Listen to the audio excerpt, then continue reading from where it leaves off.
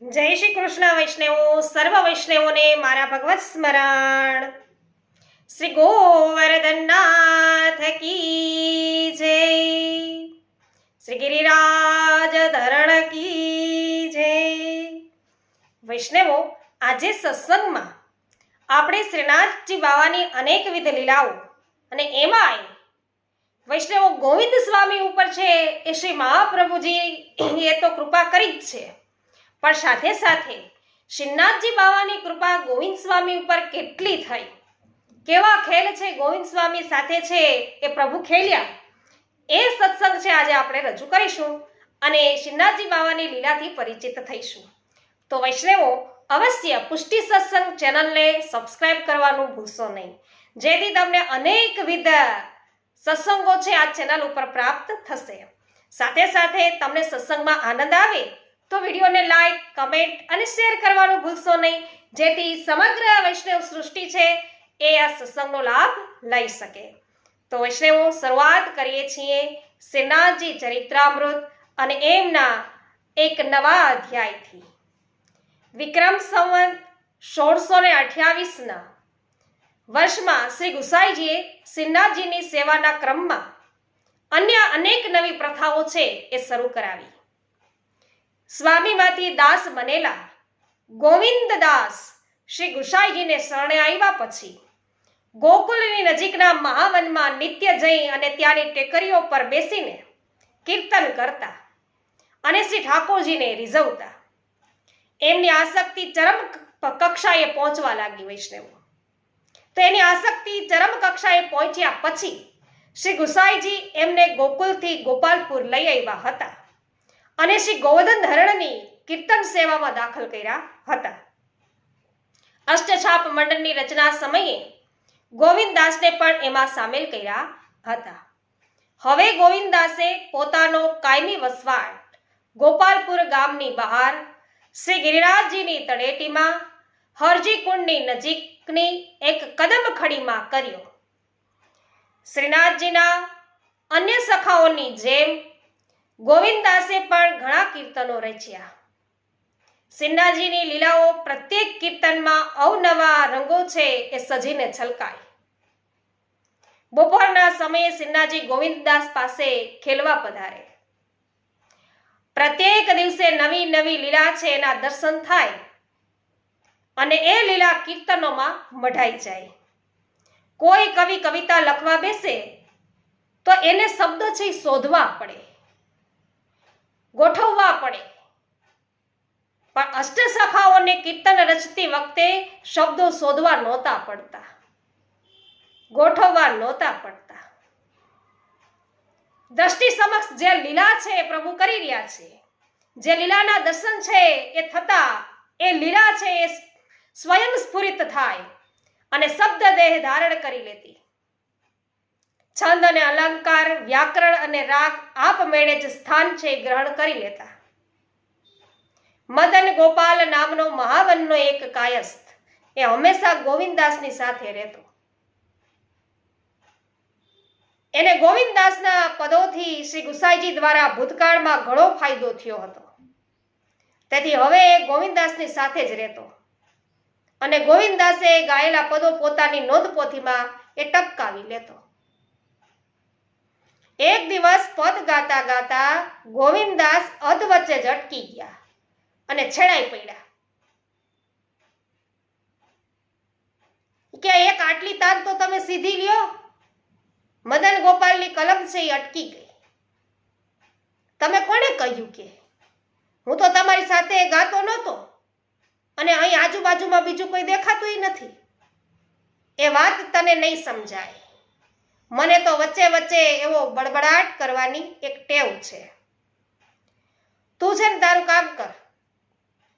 તો શ્રી હરિએ એટલે કે શ્રીનાથજી બાવાએ પોતે ગોવિંદદાસને ચીડવવા માટે જાણી જોઈને આ ખોટી તાન લીધી હતી. એ કારણ કે એના મિત્ર છે, સખા છે, એની સાથે રોજ પ્રભુ ખેલે છે, એટલે પછી મજા મસ્કરી થાય. એને ચીડવવા ઈચ્છતા હતા શ્રીનાથજી બાવા, તે એમણે છે ખોટી તાન લીધી અને ચીડાઈ ગયા ગોવિંદદાસ. તો તો ગોવિંદદાસે જે આ રસની વાત હતી ને આ મદન ગોપાલ પાસે પ્રગટ ન કરી કે હું કોને કહું છું એમ. તે એક દિવસ શ્રીનાથજી ગોવિંદદાસની સાથે અપ્સરા કુંડ તરફ ખેલવા પધાર્યા હતા. રાજભોગનો સમય થતા ખેલ છે પૂરો કરીને બંને પાછા શ્રી ગિરિરાજ પર આવી પહોંચ્યા. અને આવીને ગોવિંદદાસ જુએ છે ને કે શ્રીનાથજીનો રાજભોગ છે એ સરી ચૂક્યો છે અને આરતી પણ થઈ ગઈ છે. એટલે ગોવિંદદાસ અકળાઈ ઉઠ્યા, કારણ કે બે તો ખેલવા પધાર્યા હતા, કોને ભોગ ધર્યો કે. એટલે શ્રી ગોવર્ધન ધરણ તો ખેલીને હમણાં જઈ પધાર્યા, તો રાજભોગ કોનો છે, કોને ધરાવ્યો અને આરતી કોની ઉતારી, ચાલો બધો ક્રમ ફરીથી કે કરો. એટલે ગોવિંદદાસની વાણી કોઈ ઉથાપતું નહીં. એ દિવસે શ્રીનાથજીને ફરીથી રાજભોગ ધરાયો અને ફરીથી આરતી ઉતરી. તો કોઈ આ વાત છે ને શ્રી ગુસાઈજીને કહી. જે કૃપાનાથ ગોવિંદદાસ જો શ્રી ગોવર્ધનનાથજીને અખિલ બ્રહ્માંડના નાથ તરીકે જાણતા હોય તો એટલું નથી સમજી શકતા કે અખિલ બ્રહ્માંડના નાથ છે એ અનેક સ્વરૂપે એકી સાથે વિવિધ સ્થળોએ છે લીલા કરી શકે છે એમ. ફરીથી રાજભોગનો ક્રમ કરાવવાની શી જરૂર હતી? જરૂર હતી જ. શ્રી ગુસાઈજીએ મક્કમતાપૂર્વક છે શંકાનું સમાધાન કર્યું. ગોવિંદદાસના ભાવને તમે શાસ્ત્રોના માપદંડથી છે માપી નહીં શકો. શ્રી ગોવર્ધનનાથજી અખિલ બ્રહ્માંડના નાથ છે એમાં ગોવિંદદાસને કોઈ શંકા જ નથી. પરંતુ એ નાથનું જે સ્વરૂપ એમની સાથે ખેલવા પધાર્યું એ તો રાજભોગથી વંચિત રહી ગયું ને. તો એટલે એ સ્વરૂપ જે પોતાનું યથાસ્થાન છે ત્યાં પાછું પધારતા એમને રાજભોગ છે એ ધરાયો, કે જેને તમે ફરીથી છે એ ધૈર્યો એ તમે એમ માનજો કે એમની સાથે જે સ્વરૂપ ખેલવા પધાર્યું હતું એમને તમે રાજભોગ ધર્યું. હકીકતમાં શ્રી ગોવર્ધનનાથજી એક જ વાર રાજભોગ આરોગ્યા છે. માટે હવે ફરીથી ગોવિંદદાસની કૃતિમાં કે વાણીમાં કદી અવિશ્વાસ કે શંકા ન લાવતા. જય મહારાજ, એક બીજી વાત પણ કહેવાની છે. ગોવિંદદાસ તો શ્રી ગોવર્ધનનાથજીની રાજભોગની આરતી થતા પહેલાજી કે પ્રસાદ લઈ લે છે. હવે શ્રી ગુસાઈજીને થયું કે વાત શુદ્ધ છે છતાંય નિયમ વિરુદ્ધ છે, તો એકવાર ગોવિંદદાસને ચેતવી જોવા જોઈએ. તો એ ચેતવણીની પ્રતિક્રિયા કઈ નવી લીલા પ્રગટ થશે. શ્રી ગુસાઈજીએ ગોવિંદદાસને બોલાવ્યાને એવું પૂછ્યું કે તમે રાજભોગ આરતી પહેલા જ પ્રસાદ લઈ લ્યો છો? ગોવિંદદાસે હાથ જોડીને દીનતાપૂર્વક પરંતુ મોઘમમાં એવો ઉત્તર આપ્યો વૈષ્ણવો, કારણ કે બધાના દેખાતા ખુલાસો થાય એમ નહોતો. શું કીધું કે કૃપાનાથ વાત સાચી છે, પરંતુ હું પરવશ છું. ત્યારે શ્રી ગુસાઈજીએ આજ્ઞા કરી કે રાજભોગની આરતી થયા વિના પ્રસાદ ન લેવો. ગોવિંદાસે આ આજ્ઞા છે એ માથે ચડાવી. બીજે દિવસે ગોવિંદાસ શ્રીનાથજીની રાજભોગ આરતી થઈ રહ્યા પછી પ્રસાદ લેવા બેઠા. ને આ સમય દરમિયાન શ્રીનાથજી છે એ તો શ્રીનાથજીના અનોસર થઈ ગયા હતા અને શ્રીનાથજી છે જગમોહનમાં આવીને કેટલી વાર પાછા પધાર્યા, પણ ગોવિંદાસ છે એ ન દેખાયા. એટલે થોડી વારે ગોવિંદાસ હાથમો લૂછતા જગમોહનમાં આવી પહોંચ્યા. એટલે શ્રીનાથજી ત્યાં રાહ જોતા જ બિરાજી રહ્યા હતા કે આટલી બધી વાર સુધી ક્યાંય ગયો તો શ્રીનાથજી કે હું ક્યારનો તારી વાટ જોતો અહીં આટા ફેરા કરું છું, મને ખેલવામાં કેટલું મોડું થયું છે, જાણે છે તું? તો કે હમણાં ઉથાપનનો સમય થઈ જશે અને મારે પાછા આવવું પડશે. ત્યારે ગોવિંદાસે કહ્યું કે મહારાજ મને દ્વિઘામાં ના મૂકો. કા તમે દ્વિઘામાં મૂકો? હું તો આપનો ભોગ સરે કે તરત જ પ્રસાદ છે એ લેતો હતો, પણ ગઈકાલે શ્રી ગુસાઈજીએ આજ્ઞા કરી કે રાજભોગની આરતી થયા વિના મારે પ્રસાદ ન લેવો, માટે આજે આરતી થયા પછી પ્રસાદ લેવા બેઠો. જુઓ કેવું આ લૂસપૂસ ખાધું છે, ગળે હજુ ડૂસો ભર્યો છે. હવે આપ એવી આજ્ઞા નહીં કરતા કે મારે પ્રસાદ લીધા વિના જ છે કે આપની સાથે ખેલવા આવવું.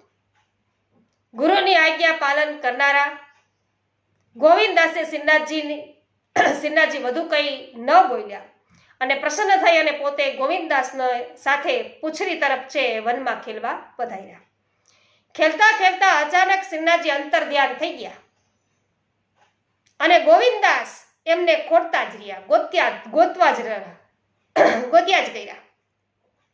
અને થોડી જ વારમાં ગોવિંદાસને એક સુંદર અલૌકિક દ્રશ્ય નિહાળવા મળ્યું. વૈષ્ણવો, રહસ્ય હશે? તો કે કદમના વનમાં પ્રભુ સ્વામિની સહિત વિહાર કરી રહ્યા છે. જય હો. વિહાર કરતા કરતા રસ ભર્યા મદન મોહન પ્રભુને રસમસ્તી સૂજે છે અને જટ દઈને પ્રિયાના ઉર પ્રદેશ પર ઝૂલતો કંઠહાર તોડી નાખે છે. સ્વામીનીજી અટપટા ભાવો લઈ અને ચીબુક પર અંગુલી ધરી પ્રભુને નિહાળી રહ્યા છે અને પ્રભુ વાંકા વળીને કુંજ કુટીરના દ્વારની ભૂમિ પર વિખરાઈને પડેલા ગજમોતી વીણી વીણીને એકઠા કરી નિજ હસ્તે ફરી હારમાં પરોવી રહ્યા છે. એ દ્રશ્ય એટલું સુહામણું અને ઉદ્દીપક હતું કે ગાન વિદ્યાના નિપુણ એવા આચાર્ય ગોવિંદદાસથી એક કીર્તન ગવાઈ ગયું.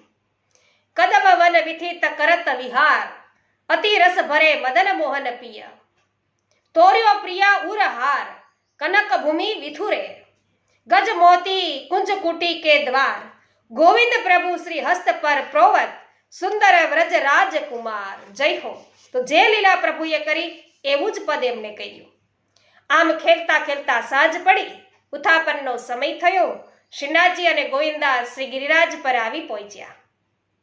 શ્રી ગુસાઈજી મંદિરમાં પધાર્યા ત્યારે શ્રીનાથજીએ રાજભોગ છે એ સમયની વાત યાદ રાખીને થોડી ગંભીરતા છે ધારણ કરી અને કપોલ ફૂલેલા રાખ્યા. શ્રીનાથજી બાબાએ, હો બાબા આજે આમ કેમ સાથી રીસાયા છો? શ્રી ગુસાઈજીએ ચિંતાયુક્ત સ્વરે પૂછ્યું છે. તો આજે અમને વનમાં ખેલવા જવા માટે ઘણું મોડું થયું. આપે ગોવિંદાસને એવી આજ્ઞા કેમ કરી કે રાજભોગની આરતી થયા પછી જ પ્રસાદ લેવા બેસવું? અમને એની સાથે ખેલવું બહુ ગમે છે, માટે એની બાબતમાં સ્વામી સેવકના સંબંધોનો આવો નિયમ ન રાખવો. એને અમારો ભોગ સરે કે તરત જ પ્રસાદ લેવા છે એ બેસાડી દેવો, કે જેથી અમે બંને સાથે છે છૂટા થઈ જઈએ અને વનમાં ખેલવા જઈ શકીએ. શ્રીનાથજીની આવી આજ્ઞા સાંભળીને તરત જ શ્રી ગુસાઈજી શ્રી ગિરિરાજજી પરથી નીચે પોતાની બેઠકમાં પધાર્યા અને ગોવિંદાસને બોલાવવા એક માણસ દોડાવ્યો. થોડી વારમાં ગોવિંદાસ આવી પહોંચ્યા અને શ્રી ગુસાઈજીએ એમની સામે જોઈ અને મુખ મલકાયું. વાહ ભાઈ વાહ, આ કદમ વનમાં ગયા હતા આજે ખેલવા કા? ગોવિંદાસ સમજી ગયા. એમણે પણ છે હકાર સામે છે એ સ્મિત કર્યું અને આવતીકાલથી તમે કે રાજભોગ? ભલે મહારાજ, સમજી ગયો. મેં તો પહેલા જ કીધું હતું કે મેં નિયમનો ભંગ કર્યો છે, પણ હું પરવશ છું, શ્રીનાથજીને વશ છે. તો બધાના દેખાતા કઈ રીતે કહું કે ગોવર્ધનનાથજી છે એ અનોસરમાં મારી સાથે ખેલવા પધારે છે, અને અમે પણ કેવી રીતે બધાના દેખાતા તમને નિયમ ભંગ કરવા દઈએ? તમને દોષ ન લાગે એ ખાતર અમે તમને ચેતવ્યા, પરંતુ હરી ઈચ્છા છે તો સર્વોપરી છે. તો એમના સુખ ખાતર એમની આજ્ઞાથી આપણે નિયમમાં બાંધછોડ કરવી જ જોઈએ. તમે જે પ્રકારે પ્રથમ પ્રસાદ લેતા હતા તે જ પ્રમાણે હવે લેજો, તમને દોષ નહીં લાગે. શ્રી ગોવર્ધનનાથજીને આજે તમારા કારણે ઘણી બધી વાટ જોવી પડી. આમ ગુસાઈજીએ ગોવિંદ સ્વામીને કહ્યું. ધન્ય છે વૈષ્ણવો આવા ગુરુને, અને ધન્ય છે આવા સેવકોને કે જેઓ શ્રી હરિના સુખ ખાતર નિયમ બદલી જાણતા હતા અને પાછા નવા નિયમ છે એ ઘડી જાણતા હતા. કોના માટે? પ્રભુના સુખ અર્થે. તો વૈષ્ણવો, આ વાર્તા પ્રસંગ સાંભળી તમને આનંદ થયો હોય અને સુખ પ્રાપ્ત થયું હોય તો અવશ્ય વિડીયોને લાઈક, કમેન્ટ અને શેર કરવાનું ભૂલશો નહીં. અને હજુ સુધી પુષ્ટિ સત્સંગ ચેનલને સબસ્ક્રાઇબ ન કરી હોય તો અવશ્ય કરી લેજો, જેથી તમને રોજ રાત્રિના 9:30 વાગ્યે લાઈવ ભગવદ વાર્તા સાંભળવા મળશે. સાથે સાથે અવનવા સત્સંગો છે વિડીયો દ્વારા નિહાળવા મળશે. આજે સર્વને મારા જય શ્રી કૃષ્ણ. શ્રી ગોવર્ધનનાથ કી જય.